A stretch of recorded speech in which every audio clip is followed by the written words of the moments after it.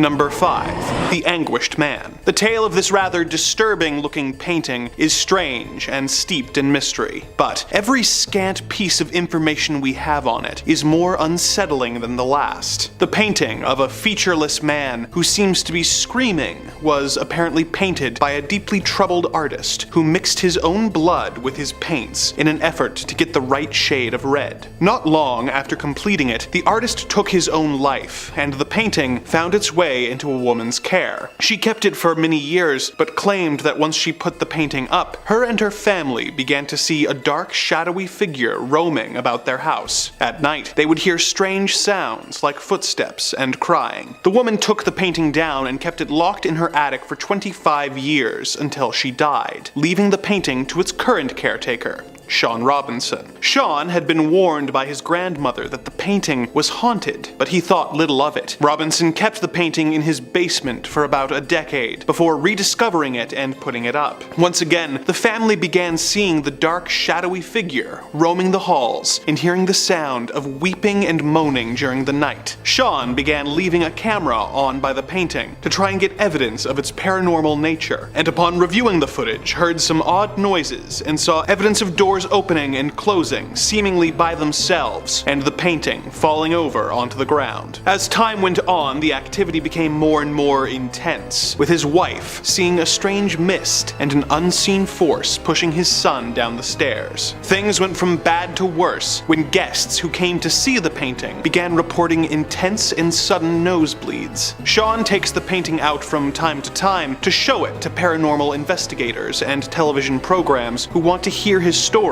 but otherwise, the Anguished Man is apparently kept locked away in a safe location to prevent any further harm from coming to unwitting people. Number 4. Robert the Evil Doll. We've all heard of the cursed Annabelle doll that has permeated pop culture for the last decade, but have you heard of Robert? Robert was a gift to a young boy of the same name, Robert Eugene Otto, from his grandfather. The grandfather had been traveling in Germany and came across the doll who was not intended to be a toy, but a window display. He bought the doll for his grandson, who dressed it in a sailor's outfit that he had outgrown, and kept it with him at almost all times. As the young boy grew up, witnesses remember his relationship with the doll seemed to grow more and more unhealthy, with him referring to the doll as a living person and blaming mishaps on him. The boy, who went by his middle name, Gene, grew up to be an eccentric artist in a stately home known as the Artist's House. He kept Robert by the upstairs window, where children claimed to see him moving in and out of view. When Gene died in 1974, the new owner of the house, Myrtle Reuter, found the doll and became its new owner. Visitors of the house began reporting the sound of giggling and footsteps coming from the attic where the doll was being kept. When the doll was around people who spoke ill of its original owner, some claim that his facial expression seemed to change. After Myrtle got sick of the doll apparently moving around the home by itself and scaring guests for 20 years, she chose to donate Robert to the Fort East Martello Museum in Key West, Florida. Robert now resides in a locked display case to prevent the over 120-year-old doll from decaying further, but also to protect the visitors of the museum. But even those precautions don't seem to always work. Guests who insult Robert at the museum report experiencing tragedies in their lives not long after. This has ranged from people losing their jobs, getting divorced, breaking bones, getting into automobile accidents, and even a few deaths. The doll reportedly receives letters every day from admirers, people wanting the doll to curse their enemies, and a few from people asking Robert to reverse the curse they believe he has laid upon them. Number 3. The Women from Lem Statue. This limestone statue, also known as the Goddess of Death, was discovered in Lem, Cyprus in 1878. Its purpose, or exactly what it was meant to portray, has been lost to time, but many experts believe it may be a fertility statue of an unknown goddess. Whatever the reason for the carving, experts have concluded that it was carved sometime around 3500 BC. After being found in 1878, it was purchased by a man named Lord Elfont. Within 6 years of having acquired the object, Elfont and all 6 of his family members had died under mysterious circumstances. The statue passed to a man named Ivor Manucci, who died along with his entire family within 4 years of the purchase. The same thing happened to its next owner, Lord Thompson Noel, and his family. The statue seemed to disappear for a time before being acquired by Sir Alan Biverbrook, who had a wife, 2 daughters, and 2 sons. Yet again, family members began to drop like flies, with Biverbrook, his daughters, and his wife all passing within a few years. Fearing that they would be next, Biverbrook's sons decided to donate the statue to the Royal Museum in Edinburgh, Scotland, where it was soon put on display. However, the statue was not quite done, and the curator who had handled the statue mysteriously died the next year. The statue is still on display to this day, locked in a heavy glass display case. Number 2. Thomas Busby's chair. Our next entry takes us to North Yorkshire in 1702, when 2 criminals, Daniel Oddie and his son-in-law, Thomas Busby, came into conflict. They were coin forgers who essentially ran a criminal empire, but Daniel disapproved of Tom's relationship with his daughter. This resulted in a fight, which ended with Daniel's untimely demise. Thomas was arrested soon afterwards and sentenced to be.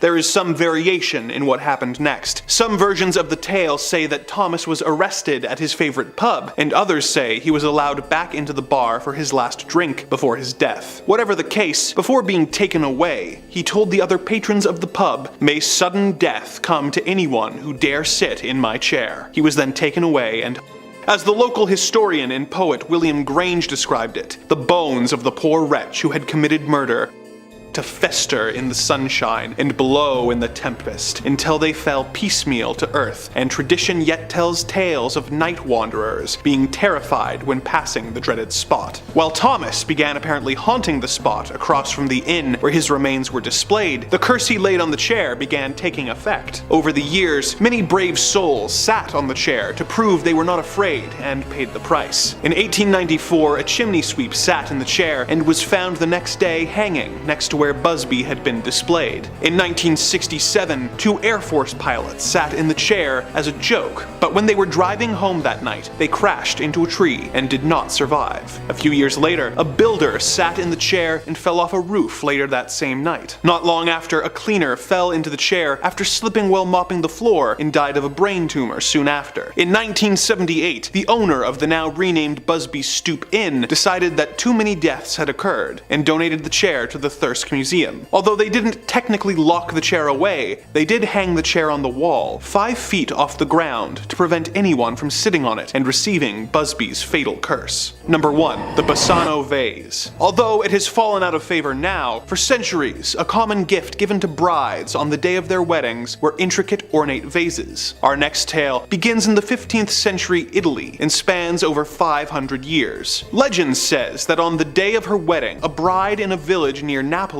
found a gift with no clue which of the guests had given it to her. It was a 4-pound silver vase. She decided to put it in her room for safekeeping before the wedding ceremony. But when the ceremony was due to start, the bride was nowhere to be found. The groom went to her room to look for her and found her lifeless body on the ground, with no trace of what had caused the death, other than her desperately clutching the silver vase. The bride was buried, and the vase was passed on to one of her family members to be taken care of. Within days, the second member of the family was dead from unknown causes. The vase was given to another member of the family, and when he also passed away, the family made the connection between all the recent tragedies and the Bassano vase. Unsure what to do, they reached out to a local priest who, upon hearing the story, informed them that whoever had given it to the bride had either cursed it or made it from cursed materials. He advised them to bury it on sacred grounds. They dug a hole and wrote a note warning, "Beware. This vase brings death," which they placed inside the cursed vase. The vase was buried and remained underground for the next 500 years. By horrible chance, a man in 1988 was digging and came across the vase. He read the note, but being the skeptical type, discarded it and took the newly found Bassano vase to a local auction house. The vase went up for auction and was sold for the equivalent of $2,270 to the local pharmacist. Within 3 months, the pharmacist was dead, and the vase was sold by his family to a local doctor, who also passed passed away soon after. The vase developed a reputation after this, and several people who were approached to purchase it refused, but it was eventually bought by an archaeologist who, despite his family's protests, did not believe in curses. He died 3 months later. His family threw the vase out their window, but a police officer who was passing by saw this and tried to return it. The family refused the vase back and told him of its cursed nature. He tried to give it to multiple different museums, but having heard about the curse, they all refused. Fearing for his life, he did what the bride's family had done over 500 years prior and buried it in a lead box in a cemetery. Which cemetery he used is unknown, but let us hope that no unwitting soul rediscovers this cursed vase and unleashes it upon humanity once again. Number 5 on this list is SCP-028. SCP-028 is hard to describe because it doesn't have any distinguishable qualities to it. It's located directly in the center of an abandoned storage yard, so one could make an argument that the center pocket of air is the item in question, or that the entire storage yard is the problem. Either way, this thing definitely needs to get locked up forever. The Foundation writes, subjects entering SCP-028 are, within 3 to 6 seconds, struck by total and complete knowledge of a subject. This knowledge is thus far completely random in both size and usefulness, and sometimes goes unnoticed for extended periods of time. More profound knowledge generally has a stronger effect with some cases. This effect can be experienced multiple times by exiting and re-entering SCP-028, but can result in increasingly strong migraines and dizziness after 2 exposures. Now, you're probably thinking that this is freaking awesome and something that we should use to our advantage, but the problem is you don't get to decide what knowledge you attain. The Foundation did a few experiments with this thing and documented them. In one of those experiments, they say that the subject began to cry and went into a fetal position, showing signs of high distress. Unresponsive to questioning and outside stimulus for several days. Lapsed into catatonia shortly after stating that this is not life. Subject passed into a coma and died shortly after. Cause of death was attributed to shock. So that's kind of the big problem with something like this, guys. Learning everything about something sounds great in theory, but in practice might be too much for us to handle. We aren't omniscient beings, and potentially our bodies weren't made to be able to become omniscient beings. This is just one of those things that we aren't ready for yet. So for now, I say we gotta lock it up and not mess with it. Number 4 on this list is SCP-846. SCP-846 is honestly pretty cute. The Foundation writes, SCP-846 is a plastic toy robot measuring 20 centimeters in height and 5 centimeters in width. The bottom of SCP-846's right foot bears the text Robo Dude, now with voice command action, by Dr. Wondertainment. Signs of paint chipping and minor damage to SCP-846 indicate that it's roughly 10 years old, although attempts to question SCP-846 on this have been ignored. So it's just a tiny little robot. How much harm can this thing cause? Answer: a lot. First off, when this thing is turned on, it appears to be so well programmed that some people think it's sentient. That hasn't been confirmed, but it responds very well to any question that's asked of it. Second, and most importantly, it has 350 robo-accessories. Okay, so what? A robo-accessory doesn't sound so bad. Well, how about if that robo-accessory is an atomic grenade? Flamethrowers, hydrogen guns, laser beams, you name it, this robot carries it. All you need to do is ask it to utilize one of its robo-accessories, and then out from its stomach pops whichever one you've requested. This tiny kid's toy is basically the world's largest and most advanced armory in the entire world. It has weapons that we're not even close to being able to comprehend, which are so powerful that they could literally end the world. If this toy was to end up in the wrong hands, then we might all be done for. I don't think it's an exaggeration to say that whoever owns this robot could easily take over the world too. If you could threaten the use of an atomic grenade whenever you wanted, then you automatically become very powerful. Lock it away and throw away the key. Or honestly, better yet, maybe just destroy it. Number 3 on this list is SCP-155. SCP-155 is described by the Foundation as a complex electronic construct consisting of highly modified Cray CS6400 supercomputer, a dedicated radioisotope thermoelectric generator, and a device that has yet to be fully reverse engineered. SCP-155 was recovered from the basement of Prometheus's lab primary research laboratory by elements of Mobile Task Force MU4 following the destruction of the facility and subsequent Foundation intervention. When a program and accompanying data is loaded into SCP-155 and executed, SCP-155 generates a spherical temporal distortion field with a radius of approximately 5 meters. Within this sphere of influence, the passage of time is rapidly accelerated, resulting in a hyperbolic increase in the effective processing power of SCP-155.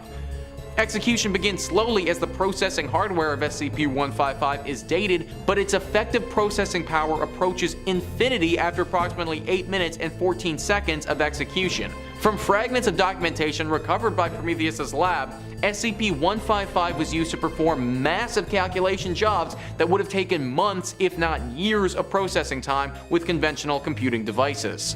So once again, guys, we are dealing with something that actually sounds incredible. A processor that is so fast it could change the way our world is run. However, as I'm sure you're guessing, there's a catch. The catch is that when this thing is used, it generates some radiation. A lot of radiation.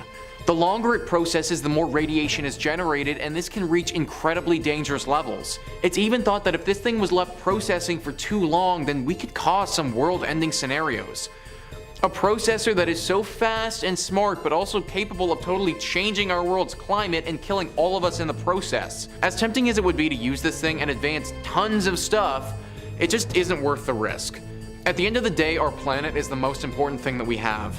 We have to protect it, and in this case, it means locking this thing up for good. Number 2 on this list is SCP-310. SCP-310 is extremely dangerous and needs to stay locked away forever. It's just a tall white candle, nothing too intimidating on the surface. The flame on the candle isn't too big either, but it never goes out.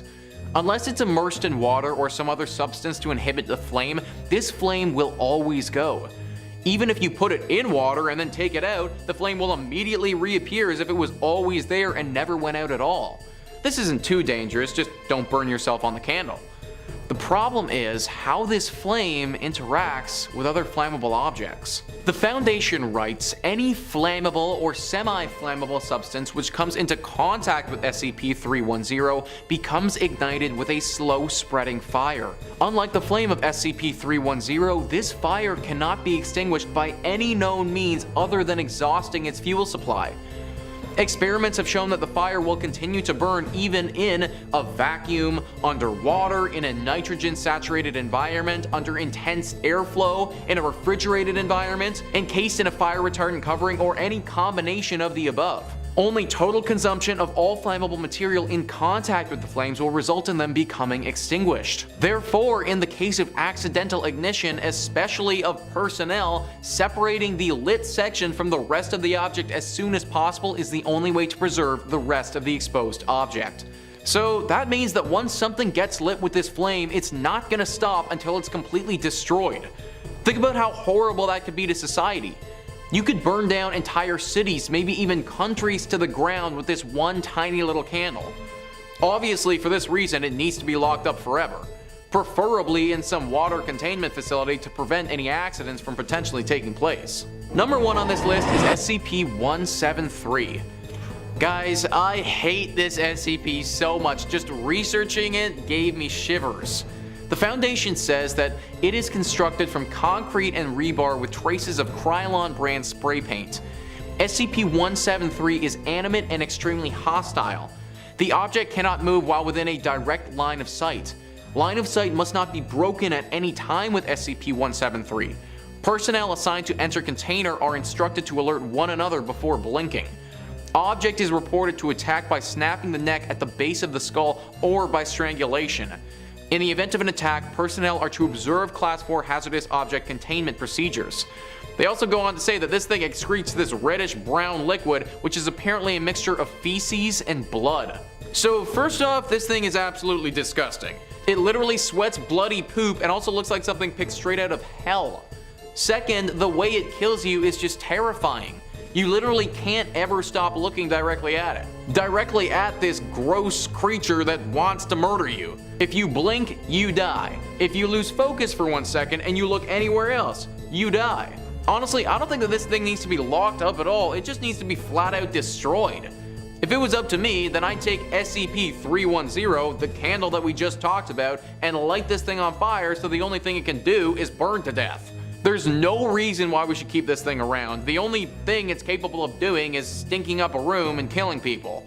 Burn it with fire, and let's be done with it. Number 5 on this list is SCP-048. I suppose that SCP-048 is a little bit of a stretch on this list because it isn't necessarily an object, but hear me out on this one. SCP-048 is basically the granddaddy of curses in the SCP Foundation. Now, there isn't an object or a room or a space that is cursed here, but it's actually a number. You see, the actual name itself, SCP-048, is what's cursed. And this is why it makes the list. Because if you were to label any item as SCP-048, then that item would automatically become cursed as well. If an item has been given the designation of SCP-048, then that item, through completely unforeseen circumstances, becomes destroyed, lost, stolen, decommissioned, or it's gonna have some other weird and unwanted thing happen to it. The SCP Foundation has had multiple important items get destroyed or lost by assigning them this designation and not realizing that there's a curse attached to it. Not only is it the item or thing that gets screwed over by this number though, it's also the personnel assigned to this item. If the Foundation labels something as SCP-048 and you're the unlucky bugger who has to watch over that item, then there is a 50% chance you will either be killed, be maimed, or be fired. This will be through some freak accident that is completely out of your control. In fact, there was one SCP doctor, Dr. Cortez, who claimed that this was all a bunch of superstition. He called everyone out on it and demanded that an unrevealed item be assigned to SCP-048. Well, as it would turn out, that SCP item that he referred to had earlier in the day accidentally been thrown in the trash. It would also turn out that later in the day, Dr. Cortez would have his arms horribly amputated in a freak break room blender accident. After this, the number was once again retired, and now no one has dared question its validity ever again. Number 4 on this list is SCP-093. SCP-093, even though it's an item, seems to really like what it looks like. The Foundation says SCP-093 is a primarily red disc covered from a red stone composite resembling cinnabar with circular engravings and unknown symbols carved at 0.5 centimeters depth around the entire object. Deeper cuts are present on SCP-093 with a depth of 1 to 1.5 centimeters. SCP-093 will change hue when held by a living individual. The colors taken by SCP-093 are still being researched to establish a link. Current beliefs holds that the changes depend upon regrets carried by the holder. If SCP-093 is removed from a mirror and not held by a person, it will seek out the nearest mirror-like surface. SCP-093 has been observed to travel in the largest possible circle while rolling, building up phenomenal speed. The mechanism of this acceleration is currently unknown. If any obstacle is between SCP-093 and the nearest mirror-like surface, it will use this momentum to punch through the object and continue on its course at this speed. It will only stop when a mirror-like surface is contacted. Despite tremendous impact velocities, no damage will be dealt to SCP-093 or the mirror. This thing turns into the greatest NFL linebacker in the world when it isn't either held or in contact with a mirror. It will literally bowl over or cut through anything to get in contact with a mirror again. Imagine if someone took this device and just dropped it in the streets of a crowded city or something. Boom. This thing flies across the street, cutting through civilians until it obliterates a car just so it can make contact with the side mirror. It's locked up right now with mirrors around it at all times for good reason. Number 3 on this list is SCP-117. SCP-117 is actually extremely useful. This item looks like a standard multi-tool device, like a standard Swiss Army knife sort of thing. The useful ability that it has is that it's actually capable of changing and morphing itself into the most useful tool it can be. So, what I mean by that is that if you have a job to do, like let's say you have to change a tire or something, well, SCP-117 will change itself into the perfect tool for you to get the job done. This obviously makes any handy person's life super easy and sounds like the best thing ever. Instead of having to lug around a toolbox and not even have the right tool for the job, you just need this one one thing and it will do pretty much everything for you. There is, obviously, a catch though. The Foundation writes, after countless uses and testing with the SCP, it has been discovered to cause harm and possibly death to the user by means of absorbing iron, copper, calcium, and zinc from the user's body as long as the user is touching the device. Gloves seem to have no curbing effect on this, and the rate of absorption seems to depend on the tools used / created by SCP-113. It is advised that only Class D personnel are used in conjunction with this SCP to prevent death or injury to researchers. So basically, it's really easy to change a tire with this thing, but you're not going to be driving your car anytime soon if you do. Number 2 on this list is SCP-145. This is the worst phone call you will ever get. A standard 2002 model cordless telephone handset of Alcatel brand on its standard issue charging base. Not really that intimidating, right? Well, think again. The phone will ring periodically. If you pick up this phone, then you'll hear the voice of a very distraught female on the other line. She's so distraught because apparently she's just witnessed the most gruesome and horrible torture that you can imagine. What follows is a detailed description of all the brutal things that went down. Already pretty terrifying and depressing, but it gets even worse. Let's say you pick this phone up by yourself. Well, if you do, then that's most likely the last thing that you will ever do. Poof, up in smoke, you're gone now. As if you were never even there in the first place and you have been transported to a completely different location. Where that place is, no one has any idea, but we do know what happens to you. You now become the torture victim. So the next call that this woman makes, where she's crying and sobbing about what she just witnessed, all of the horrible pain she just saw, that's literally about you. Yeah, it's a pretty horrible way to go, guys. Now, if you are with someone when you pick the phone up, this won't happen. You'll just hear the voice, but you won't get transported to the torture chamber. The Foundation has actually tried to stop this whole operation before, but it's never really worked. They had somebody strap a bunch of C4 to themselves and then pick up the call, then explode when they got to the destination in hopes of destroying the chamber. It didn't work though, and my dude just blew up for no reason. Now, these calls go unanswered, which, based on the circumstances, is pretty much the right thing to do. And finally, number 1 on this list is SCP-882. SCP-882 is the creepiest set of gears you will ever run into. It's a bunch of gears that are totally rusted over and don't look to be in the best shape. Now, this is actually a good thing for us because these gears will start to move and do things if they aren't completely coated in rust. So, having this thing in seawater is very important. This isn't the scary curse about this thing though, it actually has some other unique properties that makes it very dangerous. The Foundation says, any metal touching the object will become permanently affixed to it and over a period of a few days becomes a new part of the object. Organic material remains unaffected though. SCP-882 is extremely resilient with tensile strength and toughness above those of aircraft-grade titanium alloy by weight, even though its composition appears to be a random alloy of iron, tin, gold, and other metals, some as of yet unidentified. Extreme focused heat must be applied over several hours to cut even a small portion free of the main assembly. Persons remaining in the vicinity of the object for prolonged periods have developed auditory hallucinations while near the object. Mainly the sound of grinding and clicking. The sound intensifies and is abated only by throwing metal into the object. Subjects in an advanced state of psychosis have thrown themselves into the object, resulting in almost instant death by crushing. The body is often drawn in and impossible to recover. An ever-growing body of metal that will trick my brain into ending my life. That's what this SCP is, and it is a big no thank you from this guy. Coming at number 5, we've got the Satanic Idol. Now, Satan is usually quite a controversial figure. In the past, any mention of the name would have been associated with something terrible, especially as satanic panic swept the nation. Why won't anyone think of the children, right?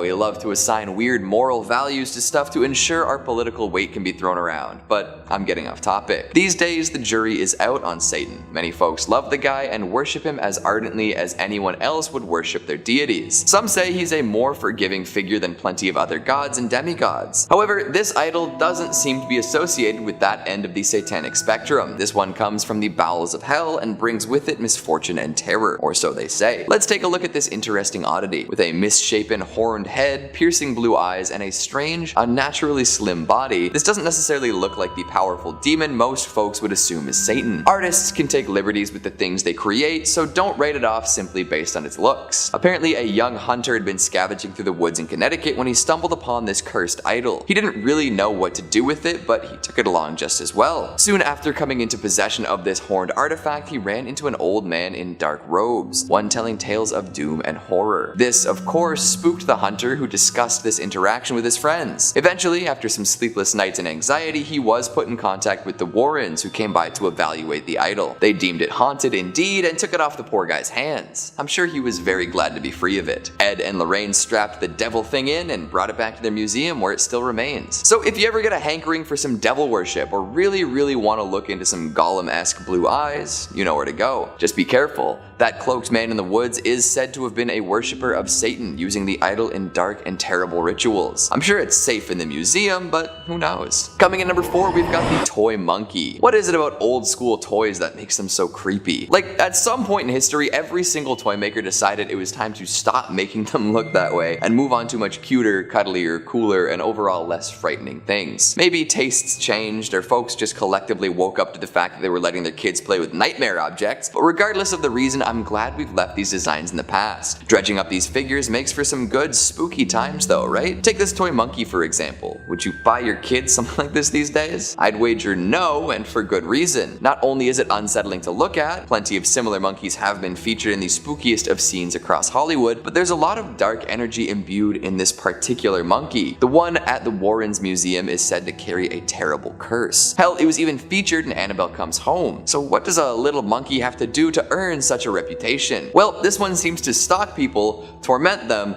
and then kill them. Oh no. Imagine this thing suddenly appearing in your life one day, then as time went on it started popping up in places you know you didn't leave it. Little monkey cymbals might be heard crashing in the middle of the night, and disembodied shuffling can keep you from sleeping. All that's creepy, but it's still just a toy, right? Hold up. Did its eyes just glow? That is some monkey business I want no part of. But hey, at least this one in particular is locked away and not to be recirculated into the general population of antique monkey toys. Well, for now anyway. Coming in number 3, we've got the Shadow Doll. Now, we've all got a particular cursed doll in mind when it comes to the Warrens, and now she's the star of a major motion picture franchise, so it seems that she's always gonna come in first. But there is another doll at the museum that should elicit at least the same amount of fear. That's right, I'm talking about the Shadow Doll. This thing is downright butt ugly. Like, Annabelle as an OG Raggedy Annie is kinda creepy, and they had to make sure they punched up the creepiness with some porcelain features and unnerving eyes for the movie. But if they made a movie featuring the Shadow Doll as is, I think they might actually have to make it less creepy. For real. I don't know if big movie theater chains would allow something like this on their screens. Feels like something out of a snuff film, maybe a low-budget exploitation flick. Nobody's looking at this and saying, oh yeah, I want to watch a whole movie based on this thing. Worse yet, the Shadow Doll seems to carry a much more terrible curse than most. Plenty of cursed dolls require you to be in the same room as them in order for the worst of the effects to hit you, but the Shadow Doll just needs you to view a picture of it to generate risk. Just looking at it means there's a chance it'll visit you in your dreams and kill you there, Freddy Krueger style. And based on looks, I don't think it would make it fun like Freddy does. It would just be brutal and upsetting. Goodness gracious. Coming in number 2, we've got the Pearls of Death. These are known for their outrageously dangerous powers. They might just look like a nice set of pearls waiting to be adorned by the fanciest of folk, but be warned, the glamour is not worth the price. And I'm not talking about how much you pay for them. No, it is not money that these pearls want, it is your life. Owners of this particular string of aquatic orbs have complained time and time again of the necklace constricting around their throat and choking them. According to the first woman to adorn herself with this luxurious item, she felt as if she was being strangled as soon as she put them on. She attempted to take them off, but was unsuccessful. Panicked, she rushed out to request help, and it took multiple people yanking on the string to finally set her free. Since then, people have been very reluctant to wear these pearls. Some believe that a Satanist or black magic worshipper cursed the necklace before it was given to the unfortunate woman. Kinda like the opposite of a holy person blessing an object. How fun. I wonder if we got a priest in there, whether they could cancel out the curse. curse. I suppose not too many people are willing to test whether or not the pearls are still strangling. And finally, at number 1, we've got Annabelle, the Warren Museum tenant who needs no introduction, the mistress of the glass case, the shadow clawer of college boyfriends, the mega million movie star herself, Annabelle. What a classic cursed doll. Honestly, I'm sure the museum could liquidate most of their other objects and still have a similar crowd come by if they just kept Annabelle. Legendary. She looks a little different in real life than in the movies, although I'm sure this is true of any movie star. We've already discussed her Raggedy Annie appearance, especially compared to the more porcelain figure in the flicks. However, this doll makes up for a lack of spooky looks with a plethora of terrifying tales. After being gifted to a nursing student, Annabelle started acting strange. She'd move around the house on her own and leave little notes to the girls living there. Eventually, she would attack and strangle the boyfriend of one of the students, leaving them desperate for help. The Warrens soon arrived and whisked the doll away. However, they seemed to know just how wretched and terrible she could be, and as such, they locked Annabelle away in a holy box. This seems to keep her at bay, but who knows? Someday she could break free once again. I'm sure there are plenty more extra cursed and haunted objects held at the Warrens Occult Museum, but today we've only got time for 5. It's absolutely fascinating to hear the tales of these things.